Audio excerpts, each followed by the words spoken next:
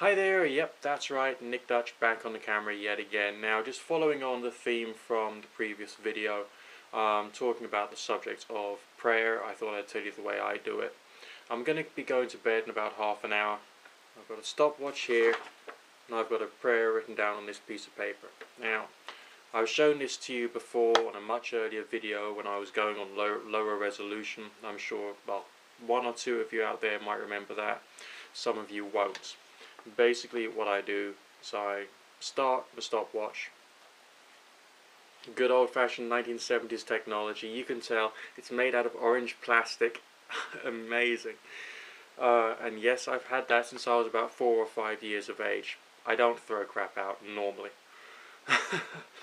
Now, the prayer itself is taken straight from the Lesser Key of Solomon. Do I believe in God? Well, the bottom line is who gives a flying hoots, basically. The reason why I've chosen it is because the words themselves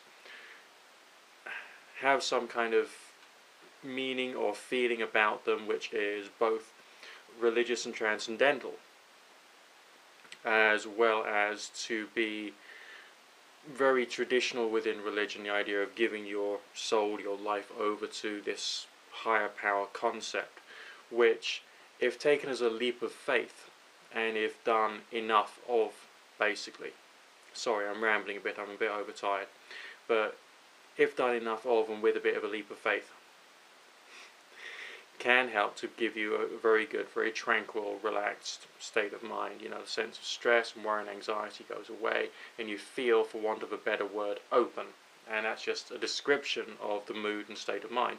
Now, the reason I've got the stopwatch beside me is so that I can keep this thing going for a period of about 20 minutes. That's the idea. So I'll be, to the most part, just looking at the piece of paper upon which I've got the prayer written, straight from the Lesser Key of Solomon, or the version of it by A.E. Waite, edited by A.E. Waite. And I'll carry on referring back to the stopwatch. I don't have to be fastidious about this. I don't have to do this for precisely 20 minutes. But whilst I'm doing it, I can feel there's a bit of a change of state of mind, because it gets hypnotic, it gets mesmeric. And the content of the prayer also has another effect upon the mind. If the words were not all spiritual, tranquil, and all the rest of that, and were much more full of, I hate my boss, I hate my boss, I want to kill my boss all the time, then, you wouldn't feel all that calm, relaxed, tranquil, and happy. So you've got to take a bit of artistry in selecting the right words or the right prayer or the right mantra, basically, because what you want to do is to have an effect upon your state of mind, and use your imagination and use your visualization and use the words and the meanings of the words to have an impact upon the way that you feel. Okay, so it's, I don't want to use the word scientific, but you've got to use your creativity when thinking about the words that you want to use. It's up to you. You don't have to be too robust, and you can think about how the words are affecting you and to see whether you want to create any changes. You don't want to make yourself unhappy. You don't want to put too much pressure upon yourself. But the goal of doing the prayer as a mantra for a period of time, and to try and keep that relatively regular, is a good thing. I can't always do it every single night. I don't always want to do it every single night, but trying to keep it regular is kind of a good thing. It gives you that sense of structure, that sense of discipline, that sense of training. I do this before bed because obviously if it's going to put me into a meditative state or a slightly meditative state of mind, because it's all hypnotic and mesmeric and all the rest of that, then that's a good thing. It means that when I go to bed, I'll probably sleep better, and maybe the contents of the prayer or the things I'm doing with my visualization when I'm in that prayerful, meditative type state of mind could actually give me some pleasant dreams, possibly. Okay, that's hypothetical, but I've had some fun experiences as a result of prayerful stuff. Now, this one particular prayer is intriguing for me because I've had some strange experiences before. I have tried to extend the quantity of time I spent doing the meditation prayer experience, and I have had powerful hallucinations, you could say. If you're a skeptic, you'd call it a powerful hallucination of basically a spirit standing before me, a 7-foot tall black shadow, perfectly in the shape of a man. And it appeared and then it disappeared, and it was very, very weird.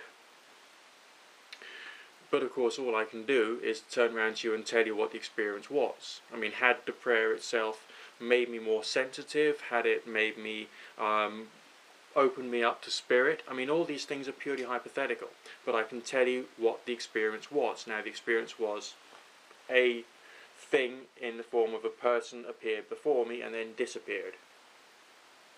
And it was freaky. And the freakiness and trying to look out for those freaky moments is one of the things that keeps me interested. Okay?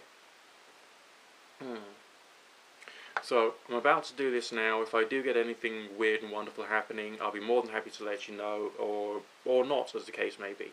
But anyway, before I do this, I'll just tell you something that I've just discovered very recently on Google Earth. Because I was looking out for a flight simulator on the internet, a free flight simulator, because I haven't played with one of those for ages. And hey presto, there's one in Google Earth. When you're in Google Earth, press Ctrl, Alt and letter A if you're using a Windows computer, and you'll get into the flight simulator.